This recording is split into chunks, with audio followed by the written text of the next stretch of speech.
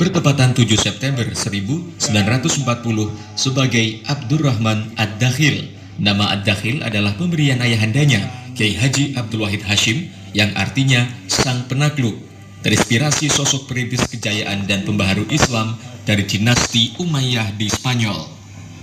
Seperti ayah dan juga kakeknya, Hadratus Syekh Hashim Asy'ari, Abdurrahman Wahid atau Gus Dur menjadikan Nahdlatul Ulama sebagai titik berangkat dalam memperjuangkan keberdayaan masyarakat sipil, kedaulatan bangsa dan negara, hingga puncaknya memperjuangkan nilai-nilai kemanusiaan.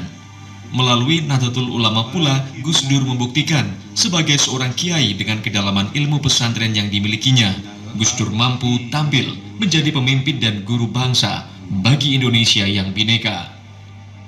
Ya, Gus Dur adalah kiai pesantren. Bahkan ia mulai membangun Nahdlatul Ulama dari pesantren. Baginya, pesantren adalah NU kecil dan NU adalah pesantren besar. Fungsi tafaquh fiddin atau penanaman nilai-nilai luhur keagamaan adalah jati diri pesantren yang tak boleh luntur. Namun Gus Dur tak ingin pesantren hanya jago kandang. Ia mulai memperkenalkan cakrawala peradaban di luaran sana.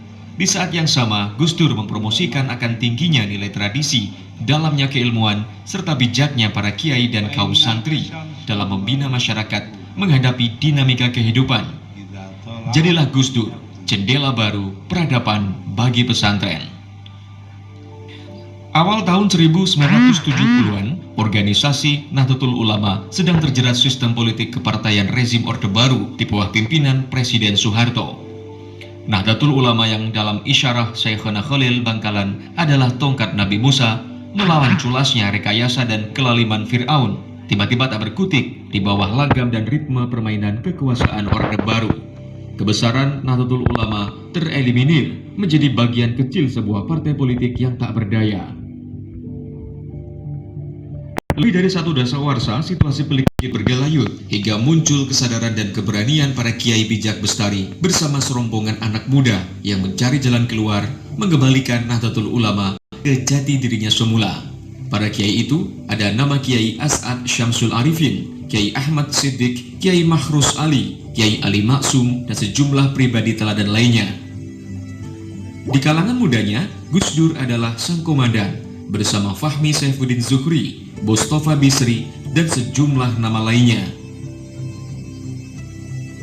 Dipimpin Gus Dur, anak-anak muda itu tak lelah membeber peta, mengais data, mencari model, menggali intisari perjalanan sejarah khidmah Nahdlatul Ulama, hingga diperoleh sebuah kesadaran kunci. Tongkat Nabi Musa, Nahdlatul Ulama itu harus dikembalikan ke tangan para ulama. Nahdlatul Ulama harus kembali kepada garis atau khitah didirikannya pada tahun 1926. Gagasan itu pun dirumuskan, diketik rapi, diajukan sebagai ketetapan penting dalam Musyawarah Nasional Alim Ulama tahun 1983 dan dikuatkan sebagai keputusan Muktamar Nahdlatul Ulama di Pondok Pesantren Salafiyah Syafi'iyah Sukorejo Situbondo tahun 1984. Keputusan itu adalah Nahdlatul Ulama kembali ke Khitoh 1926. Luar biasa, berikan aplaus yang luar biasa. Ya. Ini makanya benar. Ini banyak sekali beliau seorang pembaharu ini kan luar biasa sejak tahun itu sampai hari ini itu pemikiran-pemikiran beliau itu masih terjaga dan masih dilaksanakan gitu ya. Itu luar biasa. Makanya banyak sekali keunikan Gus Dur itu banyak sekali. Ya. Banyak sekali, tapi ada satu keunikan yang mungkin tidak banyak orang tahu. Apa itu? Mungkin termasuk keluarga dalam? Loh, keluarga dalam belum tahu ini satu keunikan. Sahabat. Oh, Mbak Bisri belum tahu. Belum tahu. Satu keunikan ini yang tidak banyak orang tahu. Loh. Semua itu tidak tahu. Tidak tahu. Sampean? Loh, saya juga nggak tahu. Mereka saja nggak tahu, apalagi saya. Nah, ngapain diomong kalau nggak tahu? Kalau tahu ngomong. Wong bamu selalu sejak kecil bareng yang nggak tahu, apalagi saya. Terus ngapain diomongin? Coba orang kan nunggu apa ya? Intinya dalam haul itu biasanya mencintai kekasihnya kekasih itu sama dengan mencintai kekasih. Loh, makanya ada kaidah kita nanti di akhirat itu bersama dengan orang yang kita cintai.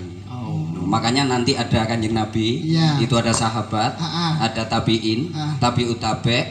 Nah itu baru nanti ada ulama-ulama, ya ada Mbah Kholil, ada Mbah Hasim, Mbah Wahid, Gus Dur, terus ulama-ulama, kiai-kiai. Habis kiai-kiai baru pelawak.